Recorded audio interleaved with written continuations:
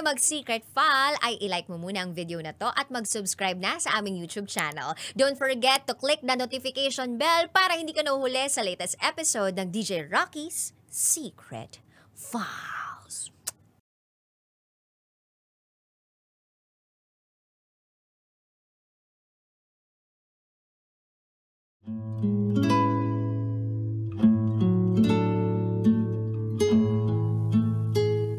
And now, it's time for DJ Rocky's Secret Files.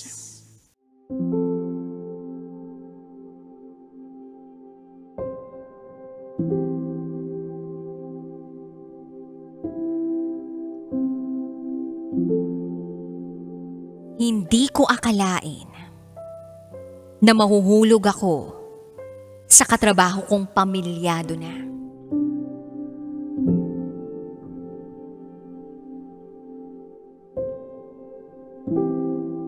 Hi DJ Rocky. It's been 5 years. Pero may mga gabi pa rin at pagkakataon na naiisip ko siya.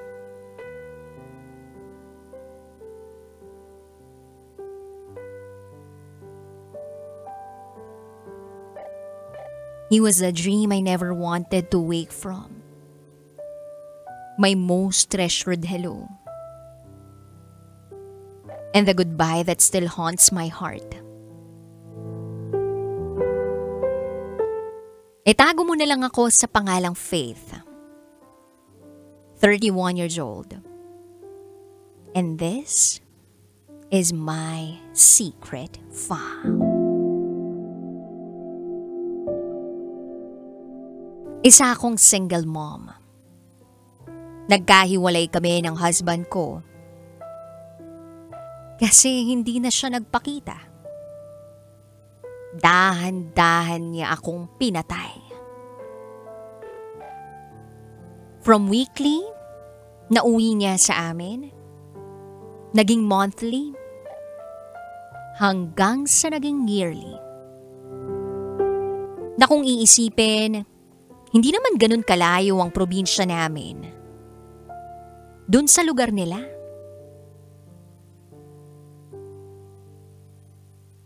Kung nagtataka kayo bakit ang layo namin sa isa't isa, yes.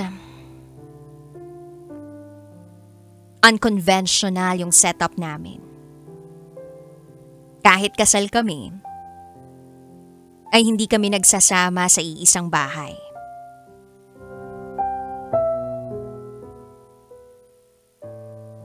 Kinakailangan niya magstay sa trabaho niya. Kaya stay in siya doon.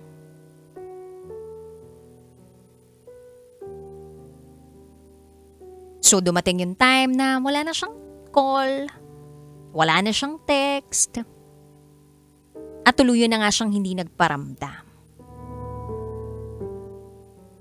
May isa kaming anak. At doon ako awang-awa. Ni kumustahin ang anak namin, wala. Hindi niya magawa.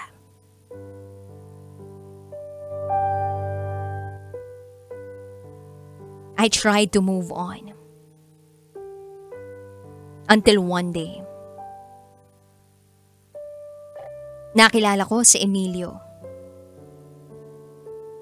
Nagtatrabaho siya sa kung saan nagtatrabaho din ako.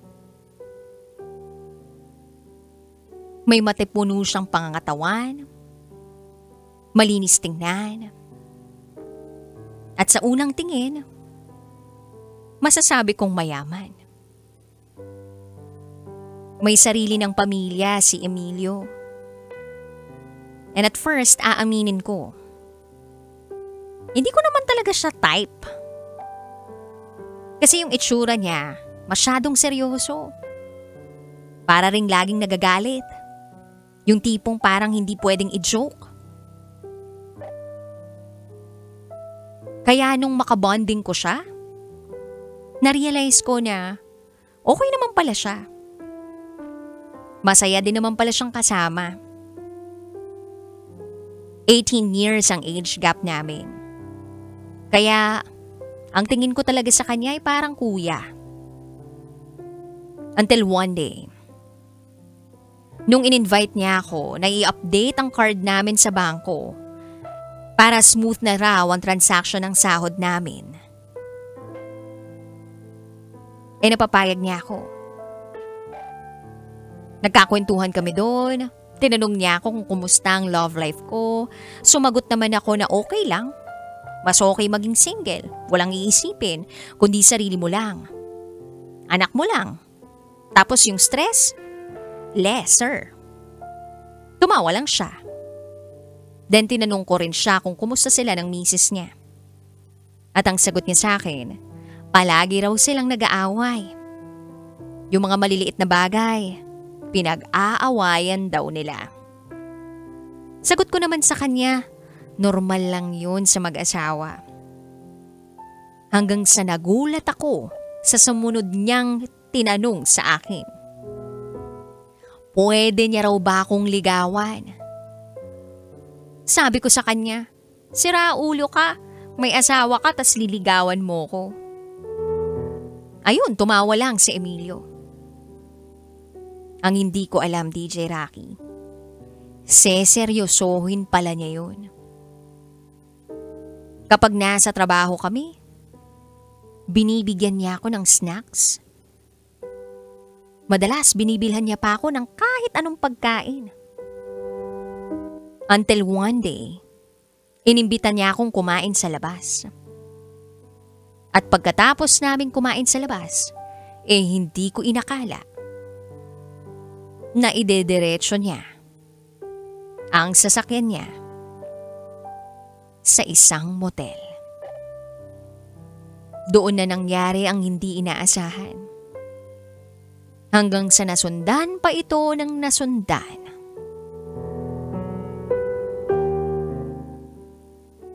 Nung una wala talaga akong feeling sa kanya. Pero habang tumatagal, ang nangyayari sa aming dalawa, nag-iiba na. Nahuhulog na ang loob ko sa kanya. At ramdam ko rin naman na ganun din siya sa akin. Sa araw-araw na magkasama kami, mas nakikilala ko siya. Masaya ako pag nakakasama ko siya. At parang nagiging bata siya kapag ako ang kasama niya. Pakiramdam ko, siya na ang tagapagligtas ko sa miserable kong buhay. Pero sabi nga nila, ang lahat ng hindi magaganda ay merong masakit na katapusan. Nalaman ng asawa ni Emilio ang lahat.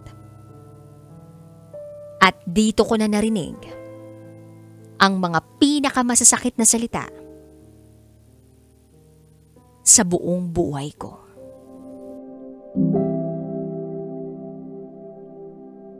Isa raw akong malandi. Kabit. Pokpok. Haliparot. Wala daw akong dignidad.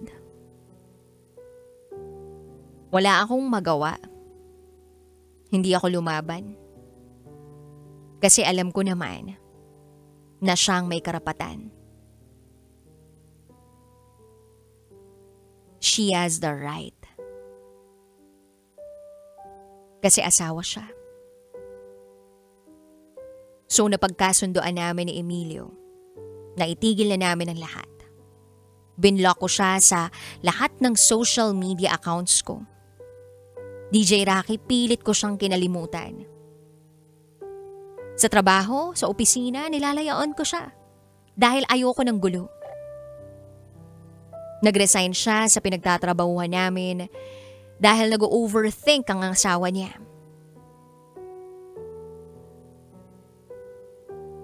At kahit anong paglayo ko sa kanya, gusto pa rin niya na ipagpatuloy kung ano yung special na namagitan sa amin. Pero pilit kong pinamamayani sa isip at puso ko na hindi po pwede. Sabi ko, mas magiging okay kung tapusin na talaga namin ang lahat. Nakapag-usap kaming dalawa. Niyakap namin ang isa't isa. Isang matamis at matagal at puno ng pagmamahal na halik ang iginawad namin sa isa't isa bago namin sinabi ang salitang, mag-iingat ka at mamimiss kita. 5 taon na ang lumipas. Pero bakit ganun, DJ Rocky? Bakit napapanaginipan ko pa rin si Emilio hanggang ngayon? Bakit siya pa rin ang isinisigaw ng puso ko? Yung mga bagay na ibinigay niya sa akin,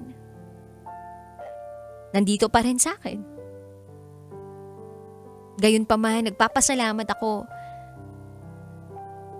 na na-experience ko yung ganong klaseng pagmamahal.